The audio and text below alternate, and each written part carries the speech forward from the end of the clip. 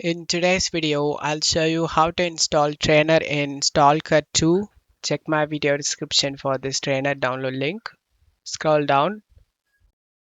Under standalone version, select the latest version.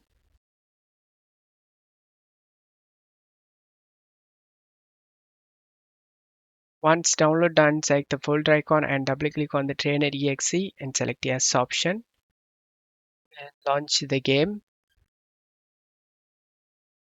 Once you are in game, press the Alt tab and open the Trainer. Turn on the cheats you like to use. Infinite health, infinite ammo, no reload, no recall. Once you're done on the cheats you like to use, minimize this and get back to the game. Infinite ammo and super accuracy, no reload, everything is working. I hope this video helped you. If the video helped you, don't forget to leave a like and subscribe. Thank you.